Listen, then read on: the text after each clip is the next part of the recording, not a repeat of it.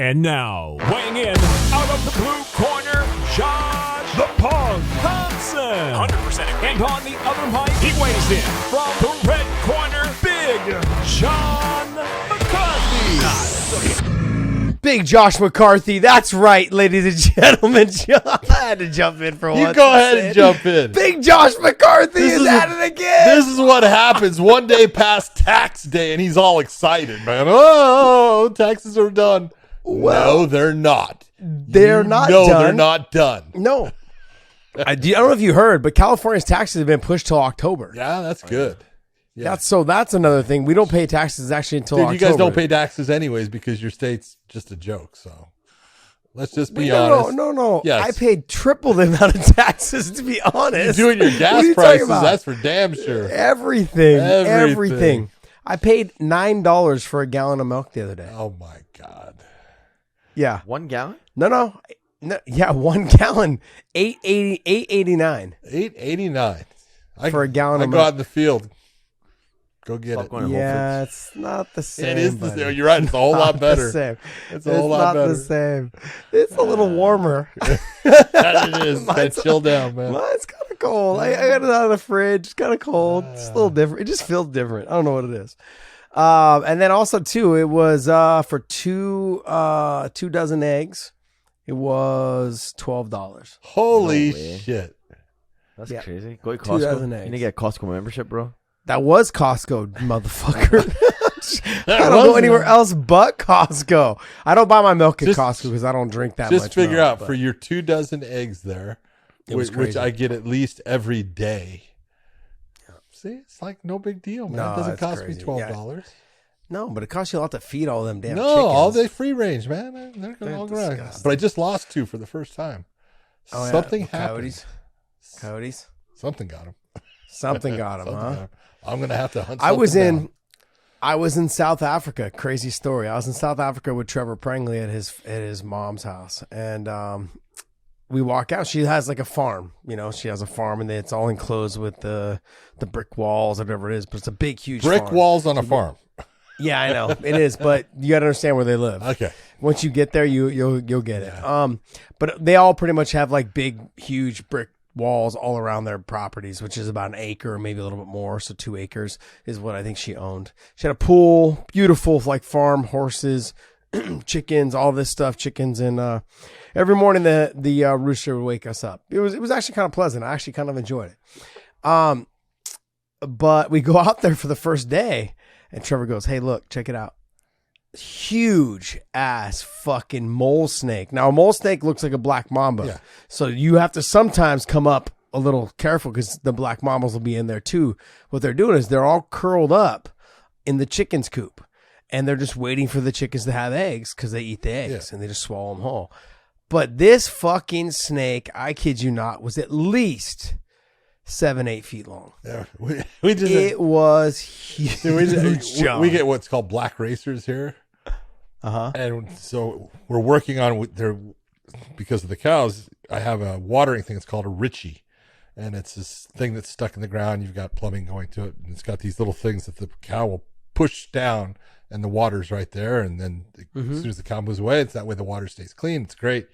So we have to work on them. And my daughter-in-law is going out to work on one of them. Giant ass black racers just sitting all wound up in it because it had been off for a while. So it's a perfect home for it. But snakes are good. Snakes get rid of problems. So when I was a kid, my dad used to have a 13-foot boa constrictor. Now he got it obviously when the boa constrictor was. His name was Clyde, by the way. So Clyde was about, I think, 2.5 feet when my dad got it. Yeah. But that thing grew up in our house, man. And it's funny, you know how many times we came home and he had kind of like wiggled his way out of his, big glass thing. And we came home a couple times thinking that someone had broken into our house because all the glasses were pushed out of the cabinets and all the other shit. And he had crawled up into the cabinets and hung out above the oven and stuff like that. So yeah, it was pretty funny, man. But there's nothing, I guess, a little more freaky than you're 6 years old, 7 years old. You come home and everything is thrashed in your house. Like the flower pots are knocked over. All the pitchers are knocked over in your house. Like it was everywhere inside the kitchen. Everything was knocked out of the cabinets. And he had just made his way all through the whole house. You know, we had been gone for a couple hours and Man, so you feel like someone could be in your house, like literally robbing you. Like you're not sure. At 6 years old, you're nervous, and little did you realize that it was just your snake, who was 13 feet long, by the way. Just Clyde. And we used to. It's so funny. My dad. People used to get nervous because my dad would let him out in the backyard or in the front yard, and just let him kind of like slither around, and everyone would get nervous because me and my brother and my sister would be out there kind of hanging out near him. He's like, and people are like, man, aren't you worried he's gonna get your kids? He's like, no, I just fed him yesterday. He's full.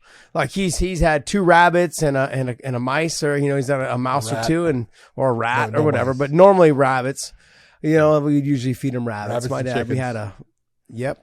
We didn't do chickens. It's funny. We never did chickens. We had chickens in our house, but we never fed them chickens. We always fed them the rabbits. Rabbits were the biggest thing. I think because there was a plethora of them in our house.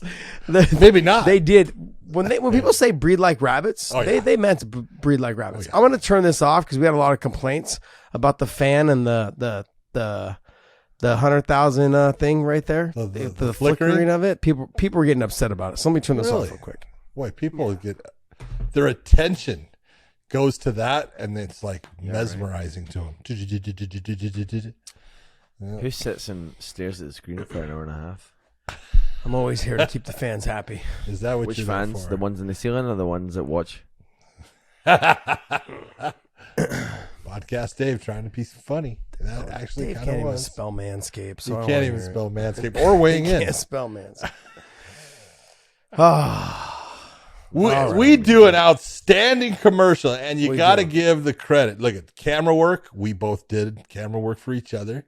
Yes. We did, but Dave put it together, and what a great job Podcast Dave did in putting that together all the way to the point where he couldn't spell manscaped and weighing in. So we got no hits on it. Way to go, Dave. Yep, love it. It's all right. And then when I asked Dave, I said, "Hey, what's the code? Yeah. What's the actual code people should buy, to get the discount for?" Oh, yeah. He's like, I forgot the power I was supposed to forgot there's your job. They're supposed. I'm supposed to put you that. Have one job. You have one job. Dave. Get the sponsor. Get the code. Yeah. You know what our one job is? To hire someone that gets what's things funny? right. Hey, John, you know what he said? He said, you have one job to get the sponsor, get the code. Wait, that's we did that. 2 jobs. We did Wait, that. There's more than we one. did get the sponsor. And you can't list. You can't list. You know why we're going to lose the sponsor?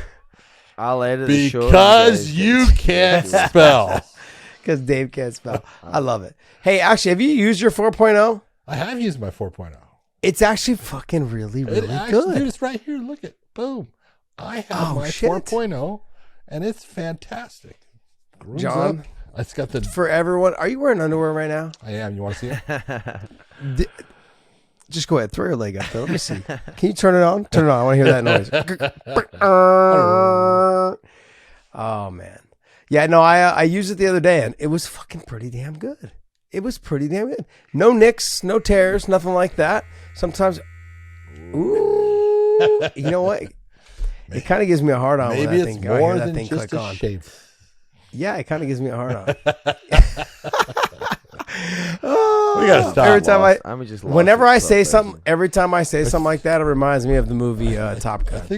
I'm getting a hard on. Hollywood, I think we lost him. Where'd he go? I love it. That's fucking the original Top Gun was the bomb. The original, the second one wasn't bad. I gotta be honest. Definitely showing your age now. Fuck yeah, I am. Yeah. That was a really good show, to be honest. 1984. Yeah. When fucking Hollywood and Wolfman. I don't even remember the other Wolfman. Those two were like people that I fucking wanted to be. They were awesome. Where did he go? Where did who go? When I think it was like, oh, get hard on. Like, yes. I was at that age. I loved it. It was great. Oh man, what a fucking great movie! What a great movie! And they remade it. They actually did a really good job. I actually liked the remake. The remake was really good. It was a little bit more Hollywood version. I'm sure one was a Hollywood version, but yeah, it was. It was very entertaining. Yep. They did a great job.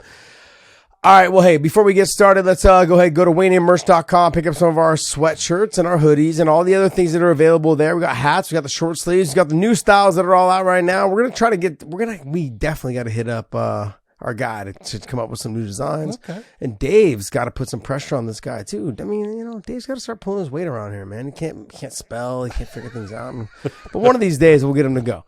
And, hey, we want to also invite you guys over to onlyfans.com/weighing in. Now, I know we get a little bit of flack because everyone's like, hey, you guys are on OnlyFans. You guys are on OF. That's a kind of Damn straight we a are. porn site type thing. And we're like, Not you know a porn what? Site, not what we do. No, not what we do. I'm not showing you my anus, no matter how much I am affiliated with Manscaped. Okay? It is what it is, but I'm not showing you my anus. But he will show you shaving techniques.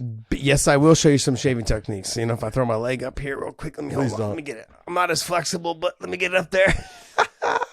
Now, but no, it's been actually a great experience over there. A lot of the fans that we have over there right now get a lot more one-on-one contact with us, if you know what I mean. But no, we're having a good time over there chatting up with them, and we take fan questions from that platform, only from that platform. And we had a great live show that we did the other day after we did our live show on YouTube, which we're going to be doing more of the stuff on the OnlyFans. So go ahead and check us out over there at onlyfans.com/weighing in. Let's get right into the UFC on ESPN. Which one was this? 44. 44 from Kansas City, Missouri. Is it 44 or is it called something they else? were just now? calling it. UFC on ESPN 44. Well, they're just calling it UFC Kansas City. Okay.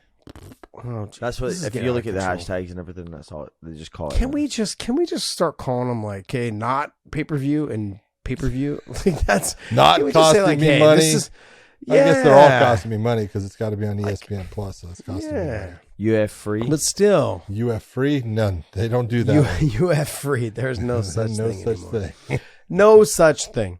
All right, let's get right into the main event, and we'll talk about the ESPN show tonight. It was actually a great card. There was actually a couple of good fights. Now, some fights were they kind of drug a little bit, but there were some good fights. But let's get right into the main event there. What did you think of the Max Holloway Arnold Allen fight? I thought Max fought a very smart fight. I thought he did exactly what he was supposed to do to get the win.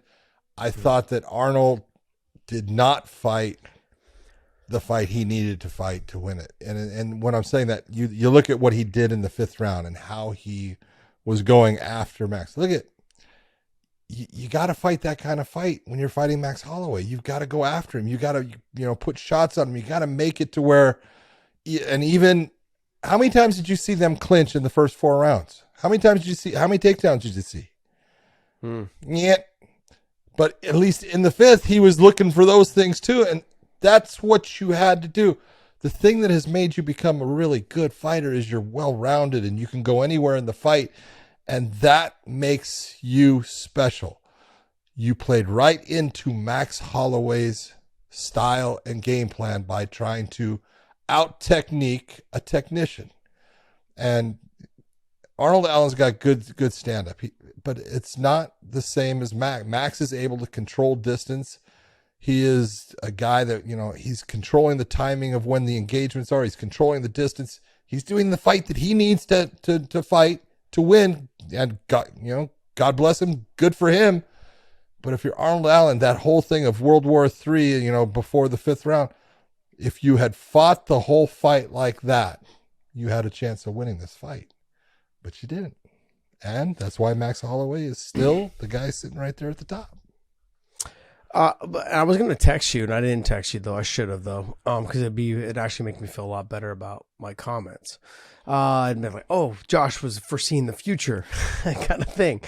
But when I saw the look of Max Holloway as he walked out, that's not normally the look that we see of him when he walks out. It's normally the smile, the laugh, the relaxation. He had a different look of him serious tonight. A little more serious. Yeah. And I don't know if you saw it. It seems like you did. Yep. He came out with the fact that he was laser focused on what needed to get done. Yeah.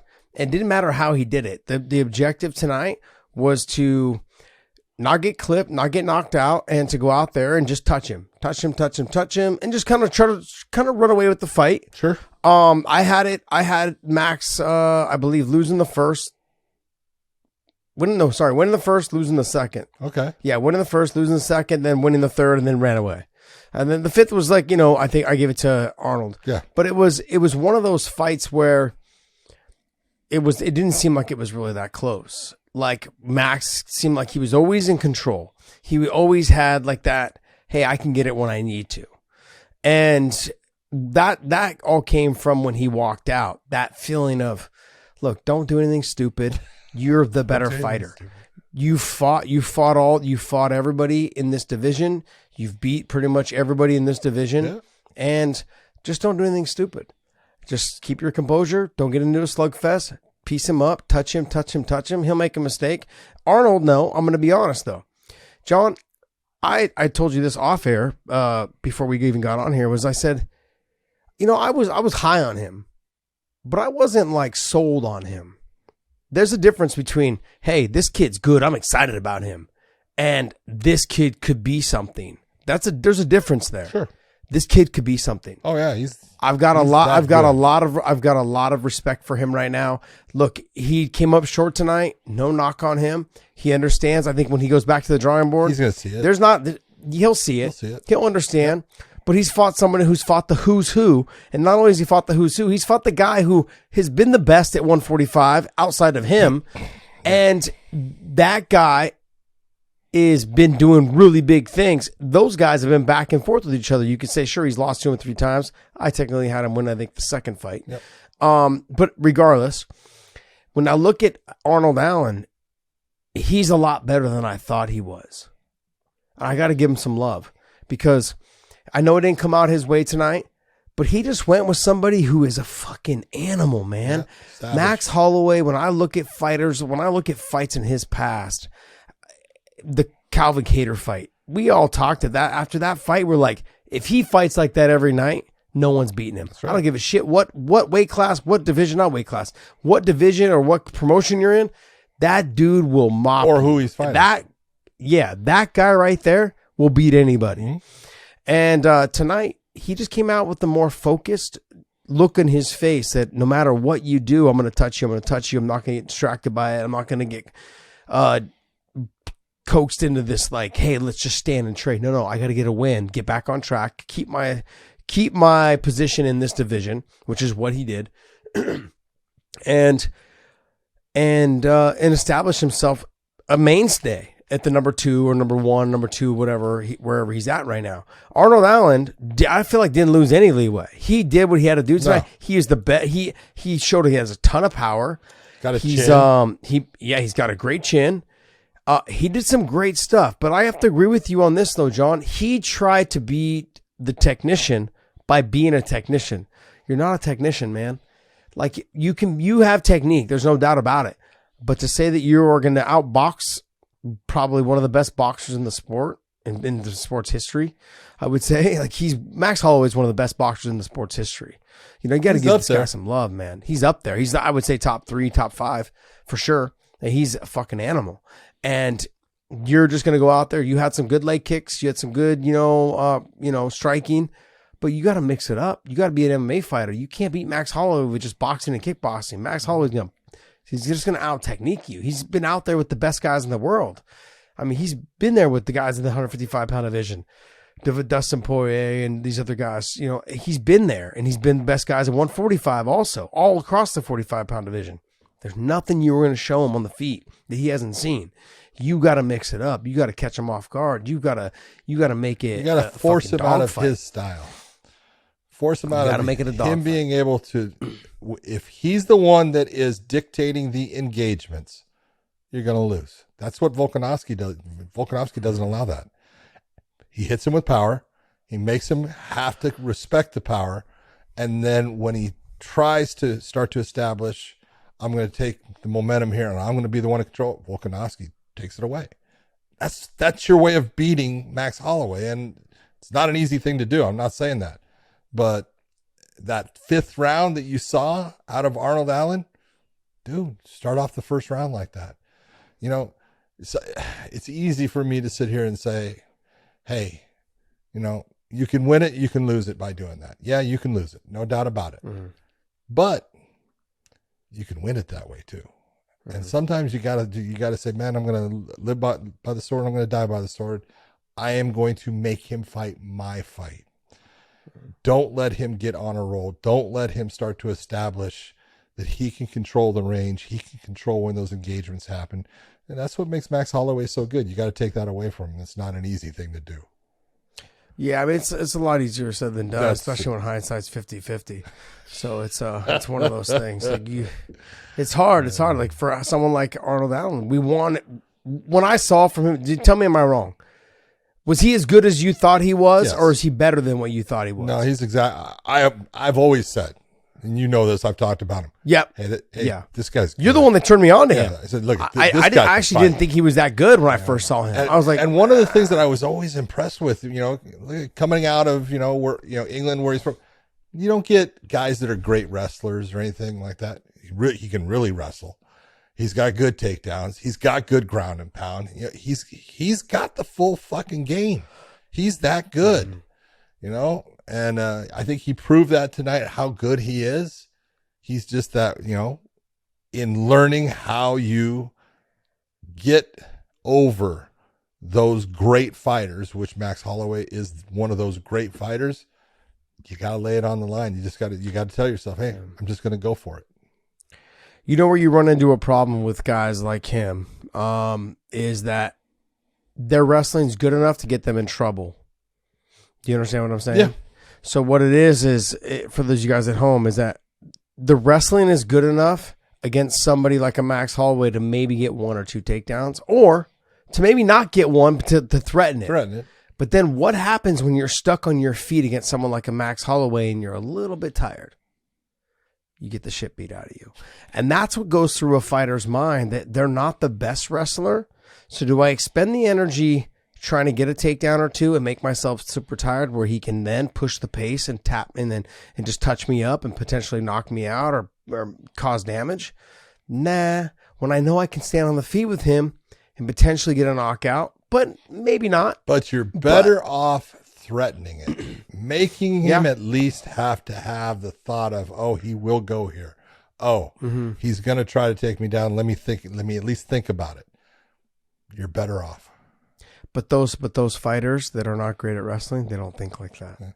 Yeah. They think like, if I get too tired on the feet, he's a little bit better than me, but I can stand with him and not have to worry about doing it when I'm tired. I can stay away. Yeah. I mean, there's been times where I've fought really good wrestlers and going, fuck, if I waste my energy, on the feet, I'm gonna have a lot to deal with and trying to defend the takedowns when I don't have to. Just try to keep it on the feet. I think, look, like I said, Arnold Allen, he showed me tonight that he's a lot better than I thought he was. He's a better fighter than I thought he was. I thought he was great when he was fighting lesser opponent. No, nope. No, but he proved to me tonight that like he can stand with one of the best guys in the game, if not top 2 or 3 best guys in the game. And so when I'm talking about, he was able to get, not just by standing up with him, but he didn't lose any ground. Like, he didn't get dropped, he didn't get knocked out, he didn't get like wobbled, he didn't get any of that shit. Like, he was there. He just had to push a little bit more and believe in himself a little bit more. But this was a huge step up in competition. I know that he was ranked, number 4, and Max is number 1 or number 2. Well, he's number 2 because you're. Yeah, that's right. Yeah. So when I look at this fight, like, he didn't lose any ground and he did what he was supposed to do. But when I look at his past opponents, he really didn't fight anybody anywhere near Max's level. Nowhere near. And Max has so much damn experience. Well, he fought Calvin Kattar. Yeah, I didn't look at that as being. We saw and nothing against Calvin, man, I'm a huge fan, but we saw what Max did to him. Yeah, and that was Max's best performance ever, though. I agree. I do agree, but styles make matchups, and and again, when I say that was his best performance, I do have to look at his performance against Arnold Allen, and I'm super impressed that he stuck to his game plan, because Max sometimes, he's got that freaking Hawaiian warrior spirit. He wants to just throw down, and he's done that. Hell, when I had the fight with him and Ricardo Lamas, he had beat Ricardo Lamas every minute of that fight. And in the last 10 seconds of the third round, he points to the center and says, just let's set our feet and sling. And I'm like looking at him like, what the hell are you doing that for? But that's what makes Max Holloway who he is. But he wasn't doing that tonight. No. And that's my point. That's my point why was I said the focus. He fought really smart. Yeah, the focus was a lot different tonight. Yeah. The focus was get myself back on track, stay the course, and the course is to get back to the title. And you can see that from his walkout. From the very moment he walked out, he wasn't even in the cage yet. He was leaving his locker room. You're like, this kid's laser focused on what the goal is tonight. And the goal is to get the win, move on to the next fight. Get back on the winning track. Good on him. That's what he did. Good on him. Next fight. Oh, we had Billy Quarantillo against Edson Barbosa, who we haven't seen for a while. Man, there was two of these throughout the night, but the Brandon Royval, we'll talk about that against Mateus Nicolau, and then Edson Barbosa with Billy. What a knee, and and this is where people are like, oh man, lucky. No. Trained, practiced, just time after time, that motion during that type of sequence, and he pulled that off. It was beautifully timed, beautifully placed. He was definitely out, and it's like, I felt bad for him because, he's like, looking at Keith Peterson like, oh no, I'm good. It's like, you have no idea what occurred. He was not there for that moment of time. And beautifully done by Edson Barbosa. And they were throwing it. I really give it. Billy was doing exactly what he had to do to fight with Edson Barbosa. You can't just stand on his feet and be in a gunslinging battle with him.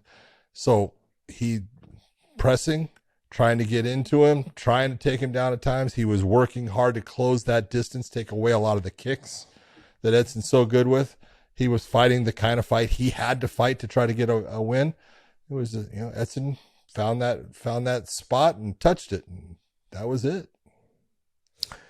Yeah, I'm not going to say that Billy fought a good fight. I'm going to say that he had exchanges where he was doing what he had to do, but I think that he made it so obvious that the takedown was his main focus that it made it predictable for Edson.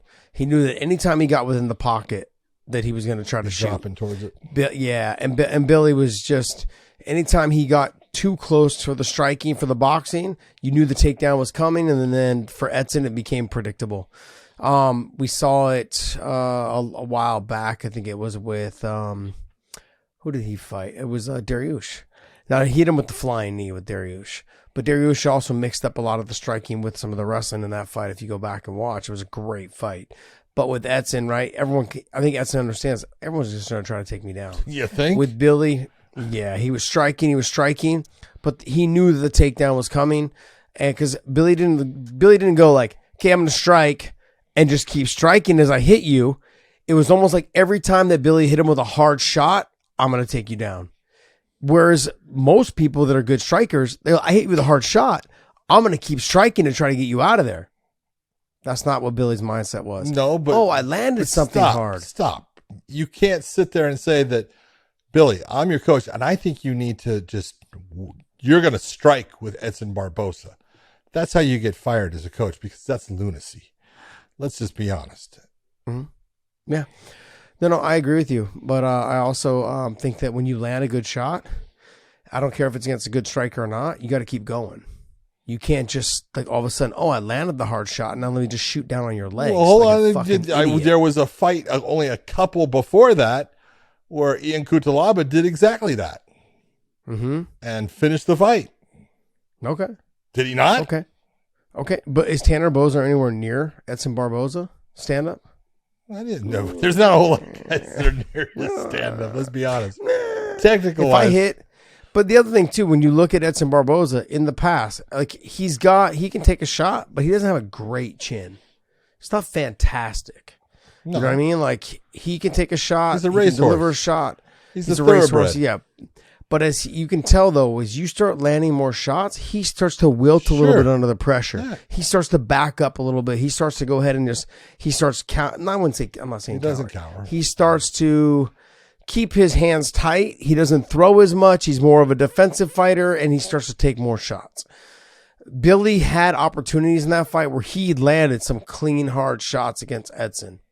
And instead of following up with a shot or two and then shooting, or waiting for Edson to look like he was recovering, he didn't. He shot down right away. When he landed the hard shot, he shot on the double leg.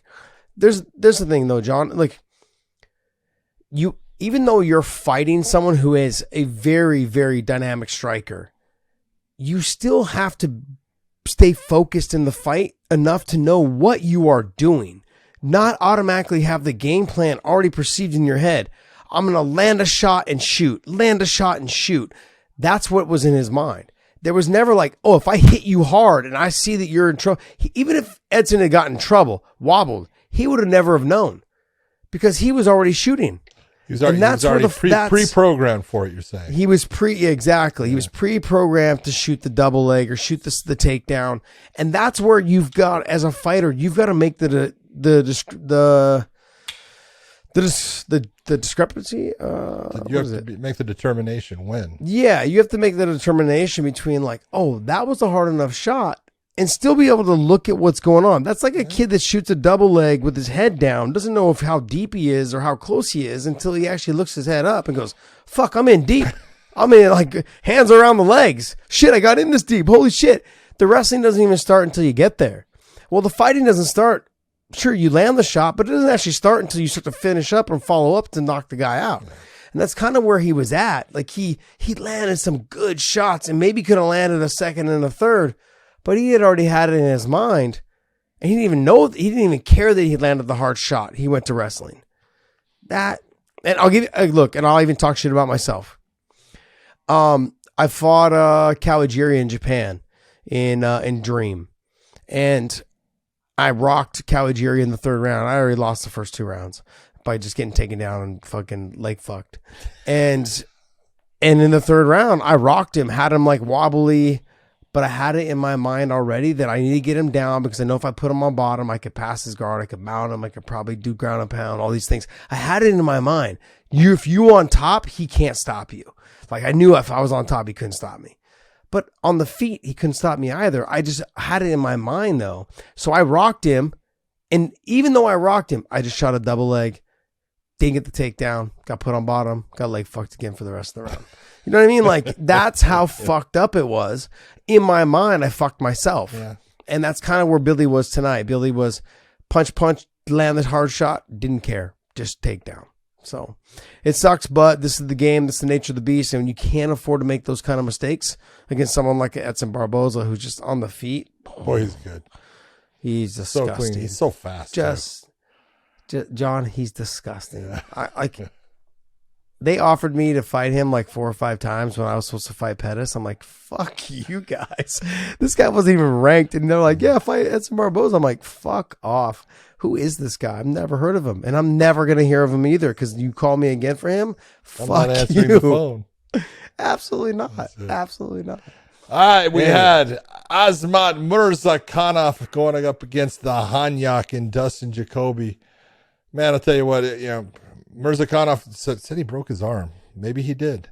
I don't know, his left arm, but he definitely landed that left hand enough times, and he definitely put Dustin down a couple of times with it. But I'm gonna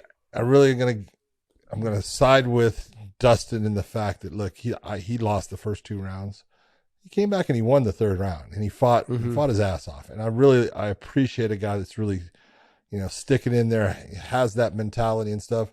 Because he took some hard shots in that and, brought it back. Obviously, he loses the decision, but, really fought his ass off. And I really appreciate how much he put into that because that was not an easy fight.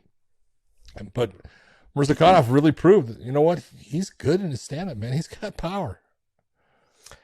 Yeah, what you find is when fighters can dig deep in the 3rd round and realize that like they didn't have nothing to lose. They've already lost the first 2 rounds and still try to win that 3rd round. Yep. And not just want to win the 3rd round, but like try to really get after it and try to get the win. Those are the fighters that I think if you're a promoter, right, you're looking going, okay, we're going to keep you around a little bit longer because we want to see that grit. We want to see a little bit of that like never say die kind of bullshit. And I think that was there for him. So Dustin's a stud. He's obviously super tough, but, wasn't enough. Next fight. Ian Cutelaba against Tanner Boser. We kind of talked about it. Cutelaba known for his first round. He's super strong. He's athletic as far as he's got speed in his hands, but he tends to tire out quickly. If he gets put on the bottom, he doesn't do well from there. He's great in the top position. Well, he was able to put, a shot on Tanner Boser, put him down, and then went to the takedown. But when he went to the takedown, he went to ground and pound and tied up that arm and started just jackhammering him and made, Keith Peterson stop the fight. So it was a well orchestrated scenario by the Hulk against Tanner Boser. Yeah. Do you look at the same way for the heavyweights going down to light heavyweight? Do you look at it the same as the fighters coming from 70 to 55, 55 to 45? Do you look at it the same?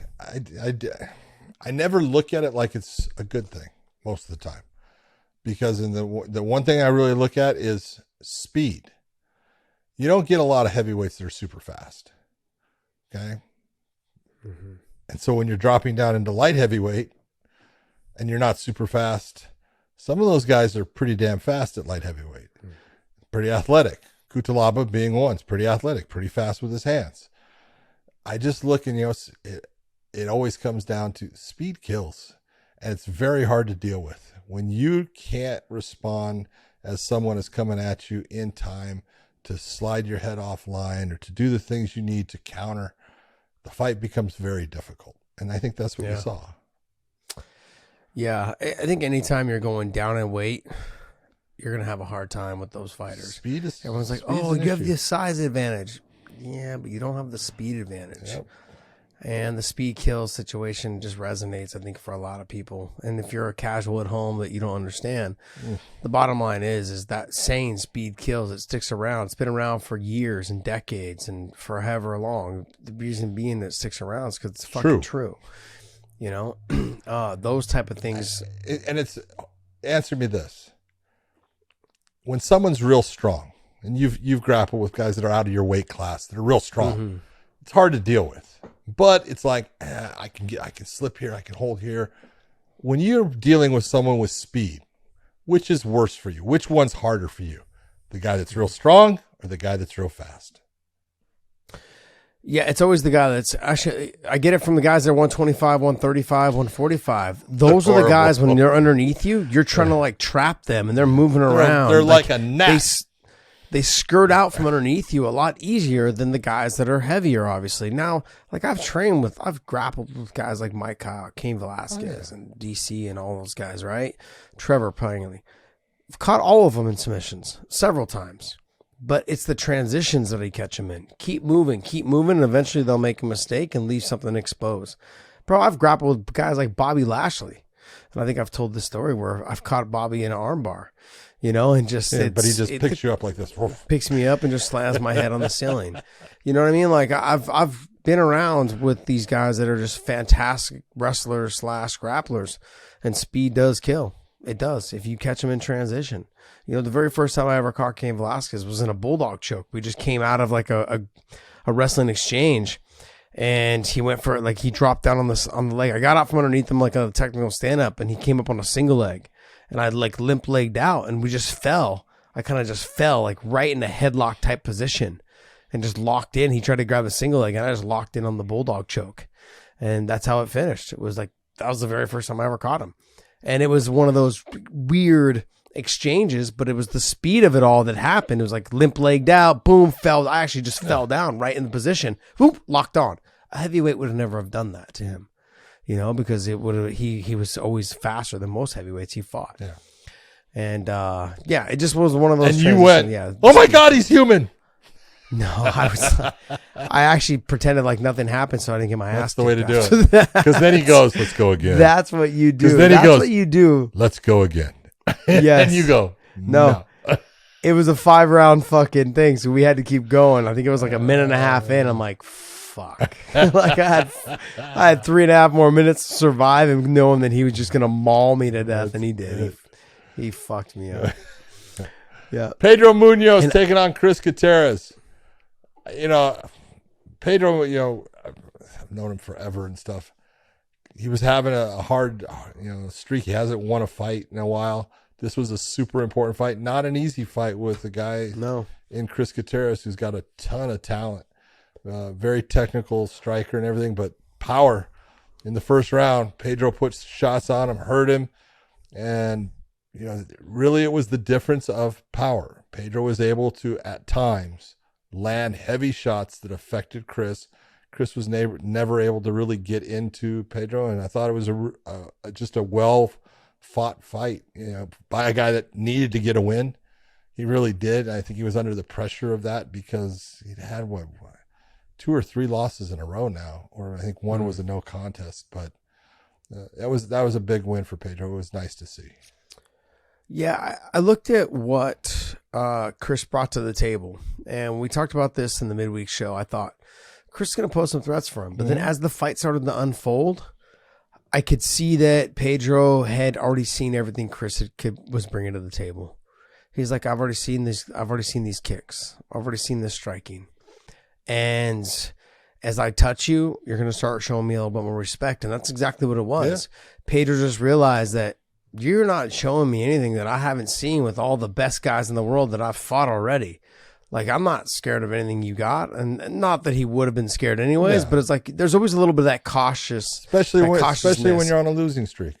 Yeah. And there's the ones that are coming up to fight you. And you're just kind of like, all right, there's a lot of buzz around them. They're good. They're tough. They're resilient. They're doing something different. But in reality, they're not really doing anything different. You're just viewing them differently because you're, like you said, you're coming off of a losing streak. Like, am I losing it?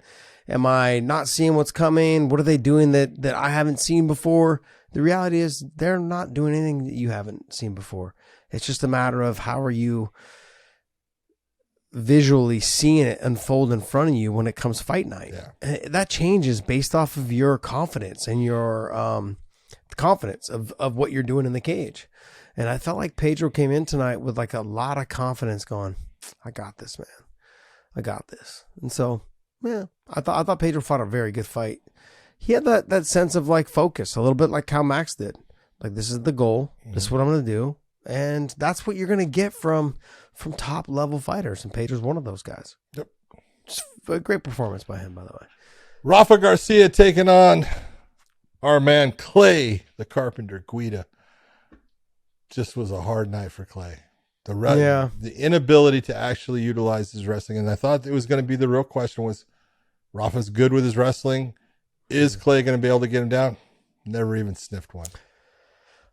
I've got to feel like something's going on with Clay's knees or something, because he's just not shooting like he used to. Now, I know the age is a factor, but the knees, the hips, the body, all those things, that's got to play something, because I didn't see him. Before he used to drive through on the double legs. He'd run you all the way to the fence on his knees. Mm-hmm. That's not even in the conversation right now. So I feel like something's going on with the knees, the body, and not to take anything away from Rafa Garcia at all. It's just that Clay, at the age that he is, like, you can see the explosiveness to get to the takedowns. It's not the same. And the ability to keep grinding on the takedown like he used to is not there anymore. Yeah. So, this is what happens. It's so weird. You know what's weird? What happens when you're fighting at, lightweight, because he was down at featherweight. Now that was back at lightweight, and you're getting older. We talk about that 170 pound and down. Age really creeps up on you a lot faster. I wonder how many times people are going to tell me how stupid I am for saying shit like that. But the bottom line is, the 170 and below, it's hard to stay in the game as long as this fucking guy has. Sure, got to give him nothing but credit, nothing but love. Him and Jim Miller, Cowboy, they fucking fought forever in those lighter weight classes. Yep. And shit, got nothing but love and respect for those guys. I mean, to do it so long in those weight classes, fantastic. Great job. Great job. I think, wasn't that his 60th or 61st professional fight? Jesus. It's a lot. Fucking, that's way too much. It's a lot. Bill Algeo against TJ Brown. That was a great fight. That one was a snobber blocker. They were just going after each other. A huge elbow and timed beautifully. And this is what happens. You get a guy that's trying to, press that, crush the space. He let his momentum come forward, lands the elbow. I really enjoyed the fight. I thought TJ was actually fighting really well. I thought going into it, I thought Algeo would be difficult for him to get by. He was looking really good. And I was like, man, maybe I'm wrong about this. And then Algeo caught him with the one. And I think he definitely did a surgical job on his nose. It's not going to look the same until it gets fixed. Yeah, he was giving me flashbacks of Josh Thompson, Tony Ferguson. Fucking, it was a beautifully timed elbow right as he stepped in. It was nicely timed. He just went right across. And that's what Tony did to me on the very one that cut me right here. See this little scar right here I have on my forehead? He cut me right there. And it was nicely timed. I just stepped in. He came right over the top. Boom.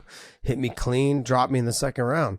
Beautifully done in this fight. I mean, as soon as TJ stepped in, boom, hit him with a beautiful elbow. Sat him, boom, done. Nicely done by Bill. Great job. Yeah. Great performance. Great job. Give me flashbacks. Don't like you for that, but, you know, hey.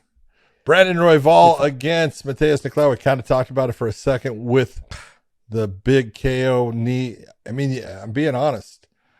I wasn't sure what he hit him with when he went down, and then they showed it in slow motion. It was pretty easy to see what he hit him with. That knee was beautifully timed, and then just when he got on top, those were some nasty elbows he was going after him with. Loved the way that he went after him. Yeah, that's a big win for Brandon Royval.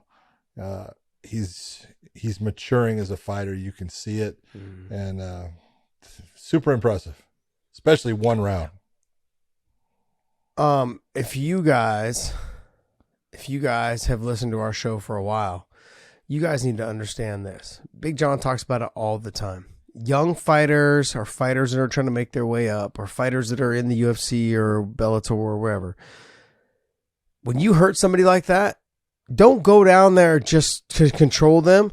Land the elbows. Don't even think about punching them.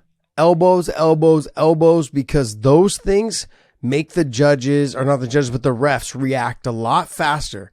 And when he started landing those elbows, I was like, please stop this fight. Yeah, stop this fight, man. It's the truth. You try to tell guys, hey, don't go to punching, elbow him. Because first off, Josh, you know that there's a sound when someone punches something and with the glove, and there's a sound when an elbow hits too. And these are the things that when you're, watching on TV or you're in the stands, you don't hear it. Trust me, when you're the referee and you're standing right there, you hear the difference, and you hear the sound of that splat with that elbow and it connecting, and it makes a huge difference in, I'm not going to let too many of those happen. And you see the response of the guy and you stop it. And that was a beautifully executed scenario by Brandon Royval. You know, what's funny is I don't think people remember is that Strikeforce didn't have elbows. No, they did not. That's one of the things I didn't like about it. And I loved it. I know you did. We argued about it before.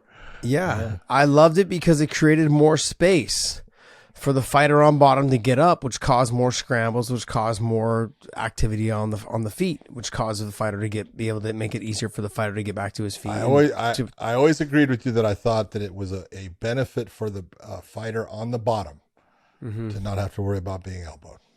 Huge benefit. When I was in the promotion, I was like, it's so much better than watching Sean Shirk just hold someone there and elbow them. And you had said it earlier on the show when we were talking about it. I'm like, hey, I mean, like, the consensus is that guys like Sean Shirk made their career off of taking you down, controlling you, and just elbowing you with small shots and cutting you in the fight ending and it being very anticlimactic. Well, Strikeforce never had that because there was no elbows on the ground. You could elbow on the feet, but you couldn't elbow on the ground. And I think that the ability that you had to make the space to land the punches gave the person from the bottom more space to be able to get back to their feet or at least cause a scramble and cause more commotion. And it made the fights a lot better. Yeah, I felt like more. But I can give you fights. Here, think back. A teammate of yours, okay? Mike Kyle fights Bigfoot Silva, right? Yeah. He hurts hits him with a right hand, hurts him bad, right? He goes down. Kyle breaks his hand on that punch, but goes after him, and he starts winging left hands, and he breaks his left hand. Do you know how much that man wished there was elbow strikes allowed on the ground in Strikeforce? I know. I felt so bad for him. Oh, dude, it was like, because he's looking at me like, because he starts actually using his head, right? Hey, stop, don't do that, right? And he goes, John, what do you want me to do? My hands are broken. I was like, That's up to you, brother. I'm sorry, man. I felt You know bad what's for funny him. though is every fighter that fought Bigfoot Silva at AKA broke their hand on his head. You got a big old head. Dan Cormier broke his hand, Yeah. and Cain Velasquez broke his hand, and Mike Cobb broke his hand, both hands. Every fighter that fought him broke their hands on his head. Did Paul Bonatello fight him? I don't know if he did or not. I don't know. But I don't think he did. Anyways, yeah, that was so much history, like in that out of that gym, Strike Force days, all that stuff. I never really cared for elbows, to be honest. But yeah, Makes a difference. No, Paul didn't fight him, huh? No, I didn't think so. No, I don't think so either. All right, so then we had the, I guess we call it the retirement fight, actually. Ended up being Zach Cummings against Ed Herman. You look and you go, 42 years of age for Ed Herman, 38 for Zach. Zach, yeah, he never got credit for being he's a good fighter because he's got a good submission game. He's got good stand-up, but he fought in all kinds of weight classes. You never knew where the hell he was going to be. He fought in, light heavyweight. I don't think he fought heavyweight, but he fought middleweight. I think he went down to welterweight one time. But this fight, he was in control of it the whole time. He hit Ed Herman with some big shots. Ed still, although he went down, he was able to survive a lot of those until the end when I think his nose got a little disjointed off of one of the shots and stuff. But Zach Cummings deciding, you know what, I'm going to go out in my hometown with this win. Congratulations on a big win. Congratulations on a retirement. You were a hell of a fighter. Ed Herman making the same choice, but a little bit different, sadder scenario. But Ed Herman's been around, dude. Most people remember him from the Ultimate Fighter season 3. And you want to talk about a great fight, the fight that he had against Kendall Grove. I don't know if you remember that thing, but what a fight that was. They went after each other. I don't know if I remember that fight, but I do remember there was a couple of his fights that were just slobber knockers. And I'm like, how the fuck are you still fighting? Here you are, I don't know, fucking 42. Yeah.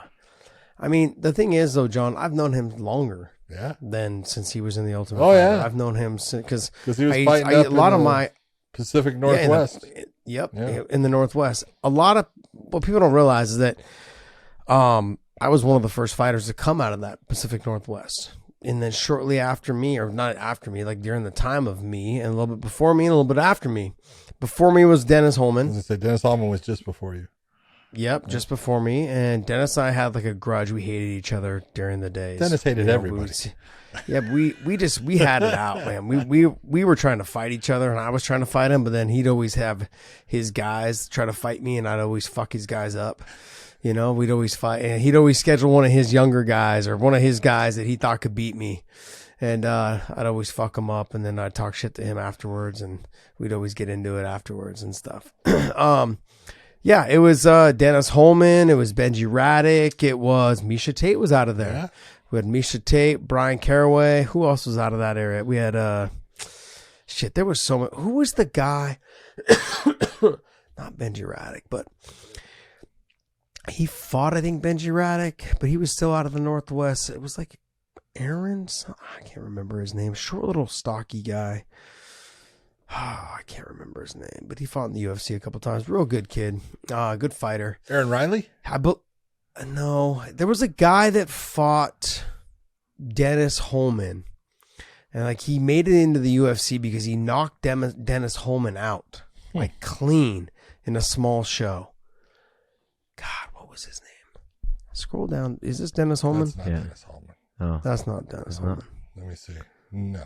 That's No, Dwayne Holman. Dwayne Holman. Dennis Hall. Dennis, Dwayne, same thing. Hallman. And now you wonder why he couldn't spell manscape. Yeah. This guy is great. Yes. There you go, Superman. Who did he got knocked out real bad by somebody when, like, early in his career. before Frank Trigg. God damn, he has a lot of Frank fights. Trigg. He lost to Frank Amori twice. Bettete, Jens Pulver. Okay, that would be back in. It would be, Paul Rodriguez, he got knocked out. I think even before all but he this. does have 2 wins against Matt Hughes. Remember, because He does. Dude, he both of armbarred them. Matt fast both times. Scroll up. No, scroll back up. It's got to be up right before he got into the UFC. TKO lost to Frank Trigg. No, TKO lost to Frank Trigg again. TKO lost to Ankar Chalangov. I remember he lost to Ray Cooper. John Howard knocked him out. No. John Howard was small. Brian Oh, no, Everson John Howard, sorry. TKO'd Wrong him with guy. elbows. No, Brian Everson. No, this is all. Mikhail Shit, it must have been Sadev. somebody else, man. I thought he had knocked out Holman, but maybe it wasn't him. Anyways, there was a young kid that out of that same area there, good fighter. I can't remember. He got into the UFC for a little bit. There's just so much history out of that Northwest, man. I mean, you got to think, right? Like, I was fighting on cards in Oregon, and Steve Boyd was the promoter. I don't know if you ever know who that was. A guy named Steve Boyd. He had the WPKO was his organization, and I was fighting the kickboxer Maurice Smith. I was fighting all of his best fighters. I was fighting all of Randy Couture's best fighters out of Quest, and I was beating all of them. So then that kind of the buzz got about it, you know, and that's how the UFC found out about me. And then I started like fighting. Then I moved down to California, but it was kind of that whole area. They had Evan Tanner, they had Dan Henderson, they had Matt Lindland, they had Randy Couture, they had Maurice Smith. I mean, they had Matt Hume. I mean, they just during that time. I mean, like it was fucking crazy to think there were so many good fighters out of this little tiny pocket of area where the sport was really kind of irrelevant, to be honest. Like, Well, people are like, even "What up the from fuck is the Idaho, where UFC?" you're from, Jens Pulver. Yeah, Jens Pulver, absolutely. Him and I were supposed to fight. I'd say Scott at least Jorgensen too. 3 or 4 times. He's from Boise. Yeah, he wrestled at Boise State, and so did Jens. He wrestled at Boise State also. But they yeah, just that area. It was that area. Just we had nothing else to do but fucking fight and fuck. That was it. That was like we get drunk on the weekends and we'd go out there and try to fight people. And if we couldn't fight or if we couldn't fuck someone, fuck some girl, Something. or something. Yeah, something. These days, something, whatever. You know, if we couldn't do that, we try to fight somebody. So yeah, we had some good times. But all right, next fight. Congratulations to both Zach and to Ed on your retirements. You guys proved yourself very well throughout your career. So Jillian Robertson took on Piera Rodriguez, and Piera said, you know, she was undefeated going in, and she did not tap, but the fight was stopped because she tapped. You can't make that motion. I don't know, and I heard that they said verbal, so I don't know if she said something later on or she made a noise or something, but I think she made a noise. She did not mean to tap. Yeah. You know, but her hand gesture didn't look good. But that's on, you know, it's not on Jillian Robertson. She was a little upset with Jillian. It's like, Jillian did nothing wrong. She put you in a beautiful armbar. You were in trouble, and the referee stopped it. That's the end.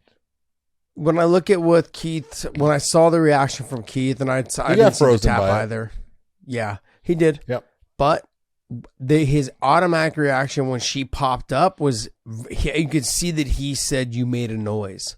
You could see his. He like, called it a went, verbal tap. Yeah, you could tell. He goes, you Which went. means if she made some means- type of scream or sound of pain, that's the same as a tap. Yeah, And that's what he was it's saying. over. We couldn't hear it, but that's why I said, I believe it. It's, you know, nice. Jillian was doing exactly what Jillian does too. Yeah. She was dominating that fight, you know, after a certain point. It was into the second round, and when she threw the armbar on, I was a little surprised. I thought she was going to hang out a little bit and wait closer towards, you know, the time getting more towards like the 4:30 mark, but she went for the armbar and she got it. So big win. Daniel Zellhuber against Lando Venata. I'll tell you what, Jason Herzog let this one go, man. Venata was in trouble. And then he came back and proved Jason right with what he was doing. And that was a hell of a fight. Hell of a fight. I thought it was the fight of the night. Hell of a fight. If I go back through this fight, I mean, I know that like Royval had a good performance, but it was one sided. Like there was other fights that were good. Algeo and TJ fight Brown was a great fight. Was a good fight, but this was a knockdown drag out all the way to the end. Yeah. Great fight. Lando proving that he still has it, and but then the young guy just coming on and using his reach, his range. He wasn't utilizing his kicks as much as you would like to for someone who's that long. No. But he was a lot faster than I would have thought. Like he looked really good. I thought he landed some clean, hard shots. He was having success early in the fight. And it was a really good fight, man. I was like on the edge of my seat going, holy shit, these guys are getting after it. Fucking, it was a great fight. Great fight. Denise Gomes against Bruna Brazil. Really, in this one, Bruna really allowed Denise to dictate where the fight was at. Denise had more power. You saw it affect Bruna throughout the fight, and finally ends up with a TKO victory. Gaston Bolanos against Aaron Phillips. Bolanos looked good. Yeah, it was a good fight by both guys. Bolanos coming in at 135. This is the first time I've ever seen him fight at 135. Normally a featherweight. And then Jocelyn Edwards against Lucy Pudlova. This was a horrible, horrible decision. Did you watch this fight? Just say you did it. I did not. Okay. John. I had people actually saying stuff on Twitter to me about this fight. So, it's like, and I watched it and it's like, I can't help that judges don't do things right. I can't help when a judge doesn't understand what the hell they're looking at.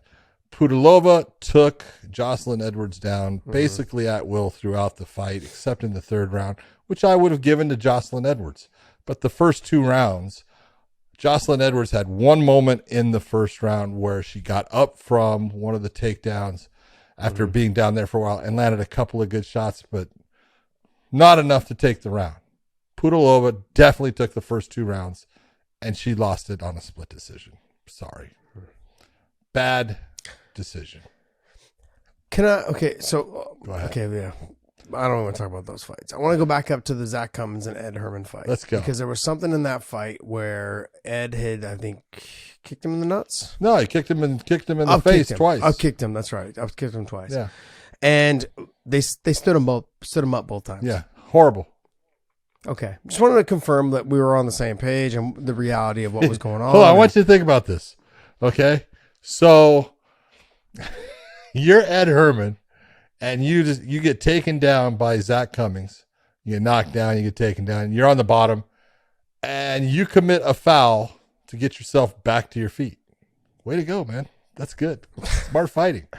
The referee was right in stopping it, but he should have put him back in the same position.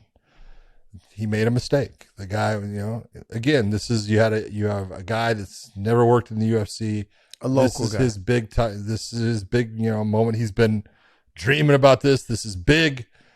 And then all of a sudden there's pressure and the brain just doesn't sometimes kick into gear fast enough to make the right decision.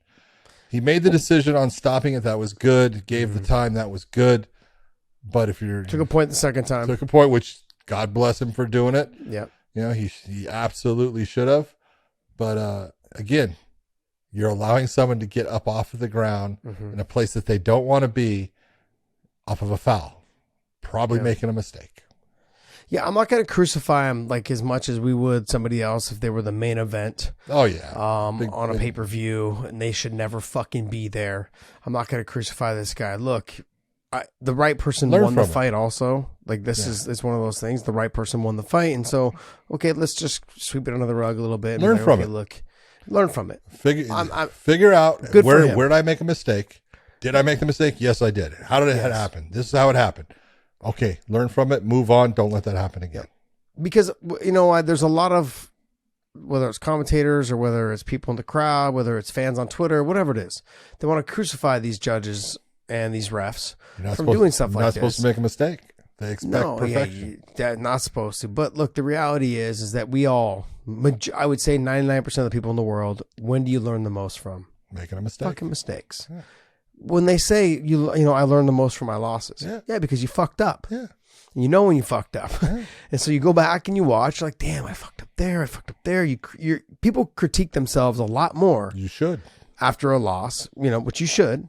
Then if you go out there and like, oh, I dominated, Yeah, I I still won. won. You're like, I'm it's not good. the same. I still won. I'm good. No, it doesn't work that way. So, this ref, what's his name? Dwayne Bess. Huh? Dwayne Bess. Dwayne Best. Look, good on him, man. He did a good job overall. The fight, the right person won overall. He took a point in the second time. Good on him. He did a good job. He just, one little mistake. He's got to fix that for next time. But but he also wasn't doing this in the fucking main event, in San Antonio, blowing shit up. But overall, like, I'm sure we'll see him more if they ever go back to Kansas City. I like Kansas City. I'm a Chiefs fan, so that's why. I know. Anyways, I'm a little biased. A little biased. All right, next. That's going to wrap up our UFC talk. That's going to wrap it all so up. give me a score. Ooh, John. Come on. Okay.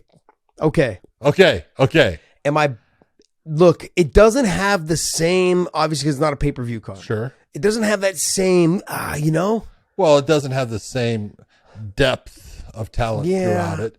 Well, it just does. It doesn't have that same feel. It has some card. really impressive performances. A couple good fights. I'm gonna go 7.5. Okay. I could see pushing to 8, but I'd say 7.5. I would have said 8. I thought it was actually overall there were some good fights. I thought Royval's performance was great. I thought great. Freaking Algio looked great. Just a couple of really good performances in there, and then the main event was good. It was well played out by both guys, but it was a good fight. So, Dave, go back to the card. Let me see the full card again. No. I mean, like, I'm looking at this, right? Like, I look at the Lando Venata fight against how do you say his last name? Make it big again. Like, I can't. Zellhuber? Even with glasses. Daniel Zellhuber. Yeah, Zellhuber. I thought that was fucking fight of the night. It was a great fight. I thought Julian Robertson, she did a great job. I thought the Zach Cummins, Ed Herman, there was a lot of nostalgia there for me because of Ed Herman. I've known him for so many years. The Royval fight, great performance. I expected that to be a lot more like the Venata fight, a lot more competitive, but this is the way the cookie crumbles. The Algio fight and TJ Brown fight, I didn't think it was going to be as good as it was, and it was fucking fantastic. Clay, I didn't know what to expect. He is getting older. The grind wasn't there. Hoffa fought a great fight. Like, it was good back and forth. Pedro Munoz had a very dominant performance, I thought. But I wouldn't say I expected more. I wanted Chris Gutierrez to come out of the going, hey, I'm here to stay now, and I didn't get that from him. Okay. So that kind of let me down a little bit. And like I had said like a couple weeks ago, I base kind of my judging of when I'm giving a number to these fights on how many knockdown dragouts. Do we have a star that is kind of came out of there? And in this card, we didn't really get that. No. I know Arnold Allen is good. I thought he's a lot better than I thought he was, but I'm not saying he's a star. Okay. I'm not saying he's a star. I'm saying that he's there. I think he proved to me tonight, and I think a lot of other people that he's a fantastic fighter. To me, he's a lot better than I gave him credit from before. And you turned me on to him years ago. Probably about 2 years ago, you turned me on to him going, hey, man, this kid's good. And I started watching him. Like, yeah, he is good, but he's a little sloppy here. He's a little sloppy there. Yeah. But to me, he won me over. He's a lot more technical than I thought he was. And he's a smart fighter. He's not just some knucklehead that goes out there and I'm going to just bully you around, hit you with this, hit you with that, and just walk you down. I've seen, some of his past fights. He rocks you and he just fights sloppy and just careless, trying to get you out of there. Not tonight. He fought very technical, but you can't fight a technician with trying to beat him with technique. You're not a better technician than him. Not Max, anyways. And so, but I don't know if a star was born tonight, but it was definitely a good fight. Edson's back on track. There was nothing that really stood out to me. That's why I gave it a 7.5. So okay. I want to give it more, but okay. All right, but hey, before we carry on to the PFL, let's talk onlyfans.com/weighing-in. You guys subscribe to us over there. Give us a call. Give us a holler over there. Give us some shouts over there. Give us some fans Q&A. And we're going to be over there quite a bit the next couple of weeks. We'll be there because John and I are traveling. So we we pretty much just want to try to keep in touch with you guys while we can. Anywhere we are, we're going to be in Hawaii next week. My God, I cannot wait. God. Are you going to wear shorts? Yeah. So weird. Like I feel weird going to Hawaii, like right out of winter. Yeah. The very first time I'm kind of wearing shorts and like my legs feel all white. That's just because, you know, a little hairy and you're all pasty and you're in Hawaii and you go, I really shouldn't put these pasty legs out there. But I don't care. But if you use your code WayneIn20 on Manscaped, okay, you go to WayneIn20 and use that. You get your Manscaped, what is it? Your Manscaped 4.0. Your lawnmower. Your lawnmower 4.0. That thing was pretty fucking good, man. Pretty good. If you guys haven't seen our commercial, check it on out. Use your WayneIn code. WayneIn20 code over there because Dave can't spell it. So I got to make sure I spell it out for you guys. WayneIn20. All right, let's get into PFL. All right, we had Sadabu Sai going against Jara Al-Silawi. TKO, very nice, knee to the body. That was thrown by Sadabu. He's 6'3". He's got a lot of length. You know, in the stand-up, he's good.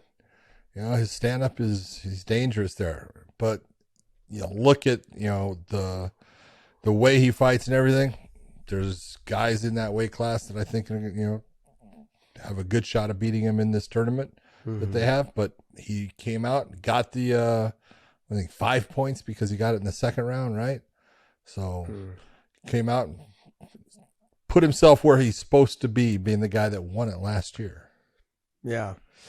Beautifully timed. I think one of the most underutilized tools in the sport right now is the knees. Yeah. Like people don't use them in terms of the exchanges. Like as someone's striking, throw that knee. Look, with knees, it doesn't have to be hard. It just has to hit the right spot. It's no different when you're throwing like a hook to the body if you're a boxer. It doesn't have to be hard. It's just got to hit you in the right spot.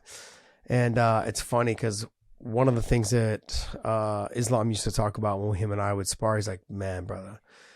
He's like, I always am afraid to throw my straight left because your knee. It's like if I throw my straight left, if I reach too much on my jab, it hurts. No, it hurts. So it's funny, but beautifully timed knee, nicely done. Yeah. Good on him. Magomed Karamov going against Ben Eagley. Big time win, 6 points if you're going to go off of their thing, but really established himself as, look, he's won it before. He's the kind of guy that's going to give Sadabu Sai problems. He's got very good wrestling. He's got very good stand-up, but his wrestling is outstanding. And from the top position, he's a beast. So I think he really, with his win, put himself, in that, hey, I'm back. This is my weight class, and I'm going to be the guy that everyone's going to have to chase. So we're going to see what happens with him. Yeah. I mean, John, I kind of just watched like the main 2 fights or the main 3 fights or whatever. But Magomed Karamov, he's fucking good. Yeah, he is. He's so good. Yep. And was he in the tournament last year? Because Sadabu Sai won it. Yeah, no, he got pulled out. I think he got injured, wasn't it? He got injured last year or something. Because I know the year before he lost to Ray Bradakupa the third. Yeah. He lost in the final. He'd won the year before, and then he lost to Ray Bradakupa. Getting knocked out, and then last year I think he got pulled out. Got it. He's good, man. And then I wonder how Cooper's going to do because I didn't see he didn't fight yet. He didn't fight. I don't know what he's doing. I wonder what's going on with that. Don't know. Interesting. Raush Monfils got a decision win against Alex Martinez. Pretty much dominated that action. Let's go down to some of the other fights. I thought Nathan Schultz looked fantastic against Stephen Ray. He dominated that entire fight. When he get in the top position, just nothing Stevie Ray could do. And Stevie's got a pretty good, game off of his back. So Schultz shut him down with everything. Too much power on the feet. Too good on the ground for Ray to do anything with. Nathan's good. Nathan Schultz is good. He's just good all the way around. He's a dog. He's someone that can fight you on the feet, on the ground. He's just good. Yeah. He's a good fighter. And this is no different than Stephen Ray also. He's good everywhere also. These are 2 guys. I know for selfish reasons, I'm like, man, I like to see these guys in Bellator because I just see them. Like, I'm sorry, but I'm selfish that way. When I look at these 2 guys and I'm like, man, you guys they're extremely talented. They'd be a good flavor. They're a different style than the guys that we have right now. I'm not saying that I don't think they would beat them, but I think they would definitely make it fun because the guys that we have. And so just so you guys understand, I'm not just comparing like our Bellator guys to UFC guys. I look at the guys from this promotion and I'm like, man, Shane Burgos would be great. Stephen Ray would be great. Nate Schulte would be great. What's his name? Clay Brandon Collard. Loughnane. Clay Collard. Yeah, Clay Collard. I love Brandon Clay Collard. Loughnane. Those guys. I would love to have those guys come over and fight, But anyways, I'd great. I'd just like to see cross Good promotion fight. stuff. But I did forget to go with Zach Jusola against Brandon Jenkins. That was a fun fight. Dude, those guys went after it. Brandon Jenkins was out of that fight, and he came back, and Jusola ended up getting the decision win. But, man, you talk about two guys dying in there. Both of them did, and both of them gave everything they had. I'm not sure if you saw that fight, but it was fantastic. I did. Zach is known as the Juice 155 guy, I think, on Instagram. He trains out of Elite XC, or used to train out of Elite XC. I'm not sure if he's still there. They call him like the Juice Man or whatever. John, true story. Right after I beat Nate, I was down over at Extreme Couture, and this kid wouldn't fucking leave me alone. I'm going to be the guy. I'm the next guy. I'm the next guy. And fuck, he's doing his thing, man. Good for him, man. Good for him. What hell of a fight. Hell of a fight. But when you get around kids like him, right? Like, do you have it when you got to get gritty? Are you the guy that just talks because he's like, I'm going to be somebody. I'm going to be somebody. Like, I'm tough. I'm this. I'm that. Bro, you showed me. Yeah. You're tough. You're tough. Like, that's the thing. Like, when people come up to you and they want to start talking to you about this, I'm this, I'm that. But I'm like, but do you have it when the going get tough? I mean, like, everyone has it when they're fucking winning. Everyone's good when they're the hammer. And that's the thing. And it's funny because I always looked at my fights and I always questioned whether I was a coward or not. Like, based on, okay, I was good when I was dominant. Okay, I'm great. But how I am when I'm getting my ass kicked? Am I going to roll over in the fetal position? Yep. Or am I going to turn my back, give up a rear naked choke like most people do? Like, what am I going to do? Yep. Am I going to wait for the ref to jump in, or am I going to keep fighting until I'm fucking completely out? So those were things that were important to me. Like, it wasn't, at that stage, if you're getting fucked up, it wasn't so much about, okay, am I going to win? It was more like, fuck, can I survive? And, like, are you going to give up? Or are you going to keep trying to win? That was always more important to me than, like, at the moment, trying to fucking get the win at that moment, trying to survive to be able to try and have an opportunity to get the win.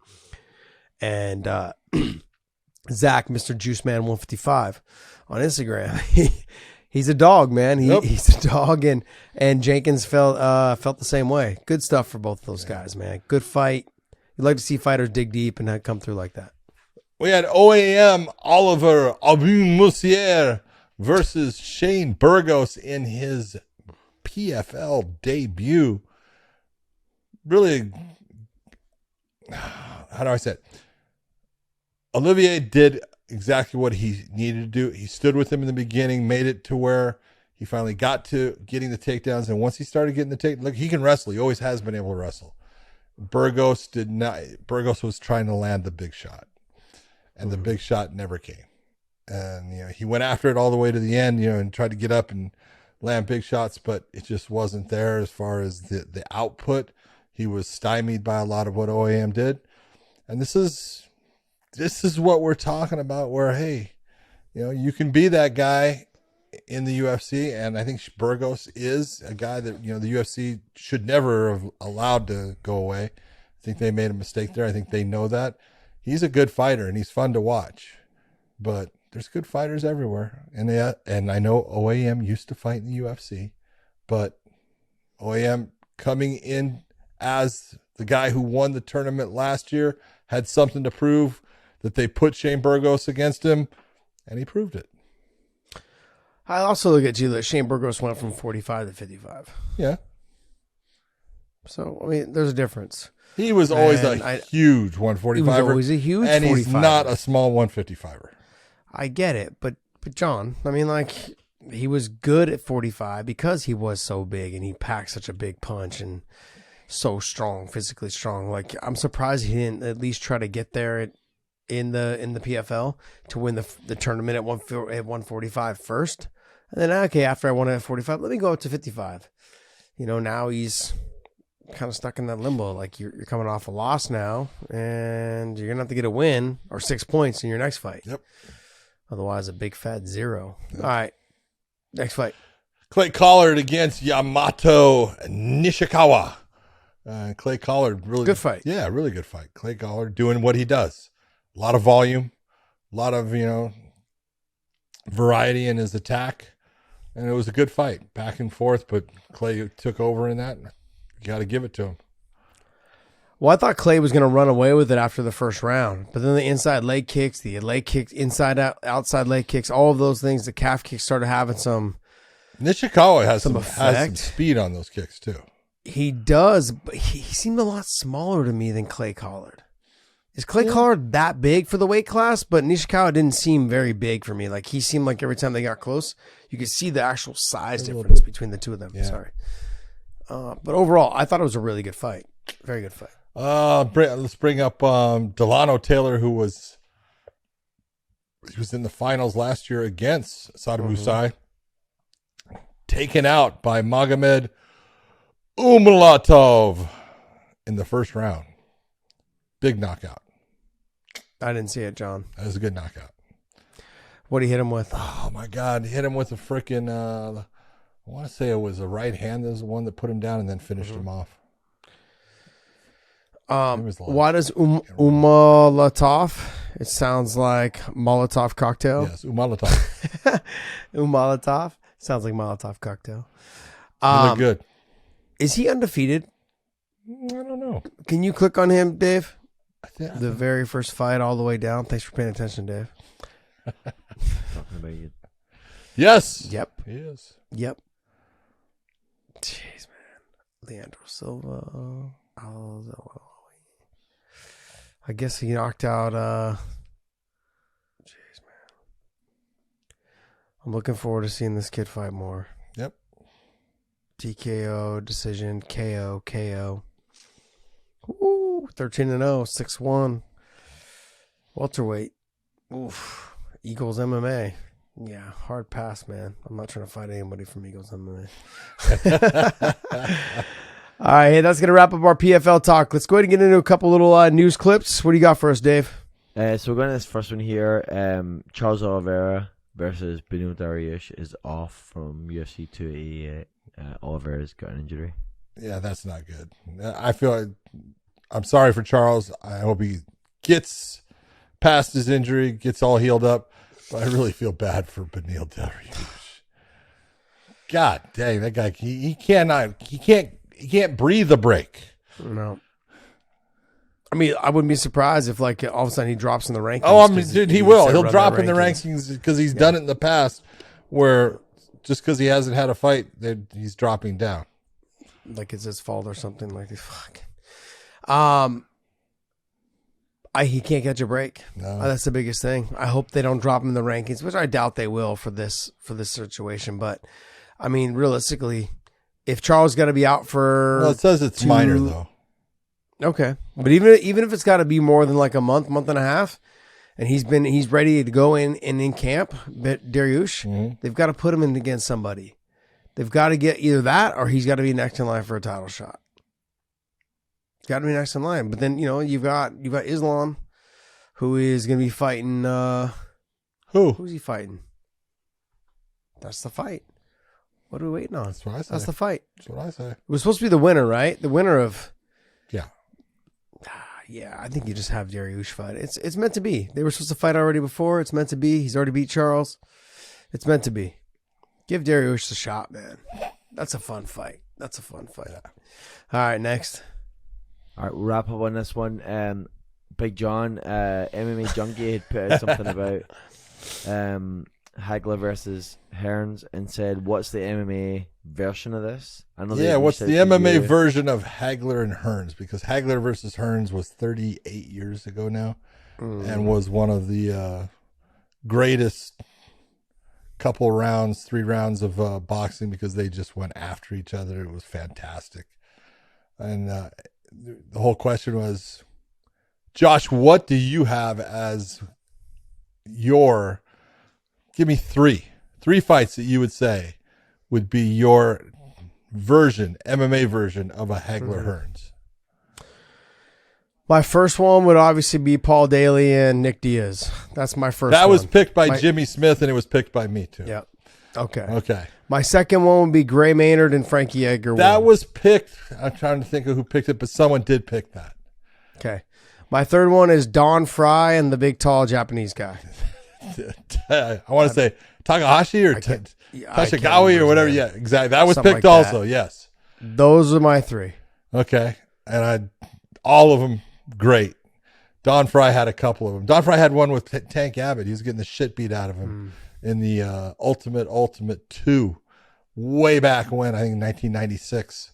And came back and got the win. Pretty impressive. But I would say that Paul Daly versus Nick Diaz would be up there. I'm going to go with also Mike Chandler versus Eddie Alvarez in their first clash. You can even go the second one, which I was lucky enough to referee, but the first one, fantastic. And people should go back and watch that fight because it was. I was there live at that fight. You were there live. It was great. Yep.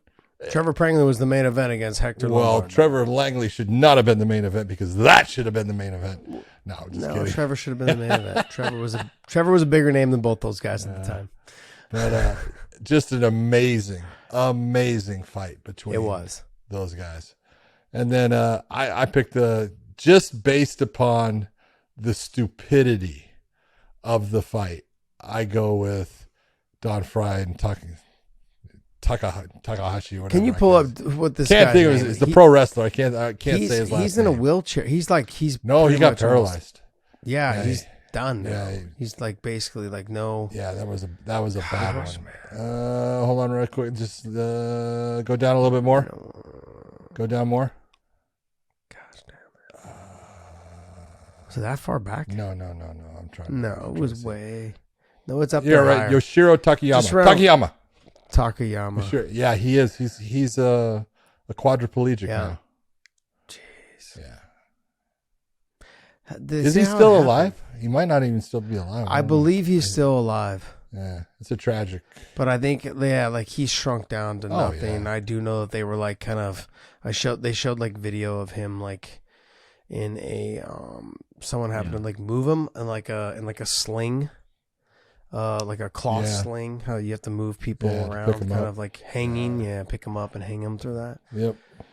He was missing one ear because he had cauliflower ear so bad. I guess apparently it got caught in a fence or something like that. Yeah, it broke off, and he was missing one ear. Yep. Tough man, because I'll tell you what, they single collar tie by both, right hand open, and they just started jackhammering. What a great start to a fight. Dave, have you ever seen this fight? No. Oh my God, man. Dave's. This is why we need to hire someone to actually watch the sport. Jesus, he was a big dude. Man. He was like Dave. Pull it up. He's Dave, like you got to watch this fight. 6'6", You've got to watch. 6'7". Yeah. Dave, you got to watch it. There it is, right there. Come on, Dave. Okay. I can't let you leave this fucking show tonight without watching at least like a minute and a half of this. It's fantastic. The start is fantastic. Gosh, it just drives me crazy that Dave doesn't watch the sport at all. Well, he watches reruns. He watches pickleball. He watches reruns of The Rock yelling, "Can you smell what The Rock is cooking?" You would think that he would like this because Takayama was a professional wrestler. Yep. Watch this. This is great. This is so funny. They start off boom, boom, boom, boom, and here it starts. This is great. Look. It's on jackhammering. Jackhammering. This is fucking great. If you search Don Fry and Yoshihiro Takayama battle it out an iconic showdown, if you search that, it's on the UFC's channel. It's fucking great, man. Yeah, because it's part of Pride and they own it. This is fucking fantastic. These two guys, this is what they do for the whole 6 minutes or 7 minutes of this fight. You remember when he goes for a throw? And he actually, he ends up pulling Don Fry on top of him as he goes for the throw. He doesn't turn at all or anything, and he ends up mounted. It was, look, his face swelled up fast, too. I mean, Don's got fucking hammers. It's funny. Don came out to AKA to train for a fight in Pride. And And he came out to train with Frank Shamrock, and he was out there. And the craziest part was he'd show up at like 11 p.m. Or sorry, 11 a.m. 11 p.m. And he would stretch and warm up until noon. He'd work out for 20 minutes, and then he'd spend another 40 minutes cooling down and stretching.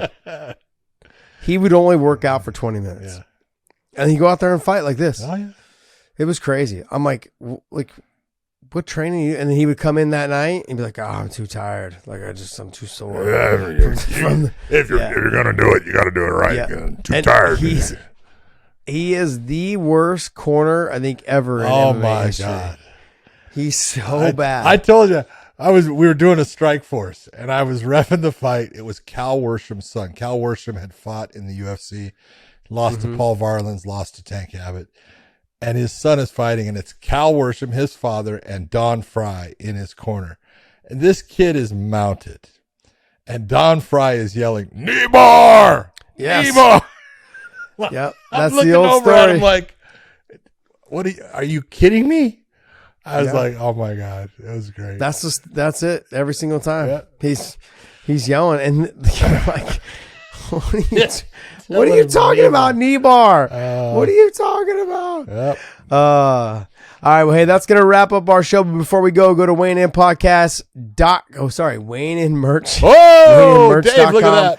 WeighingInMerch.com. Pick up some of our hoodies, our sweatshirts, and our short sleeve shirts because summer is coming. We've got hats too. Keep the sun out of your eyes.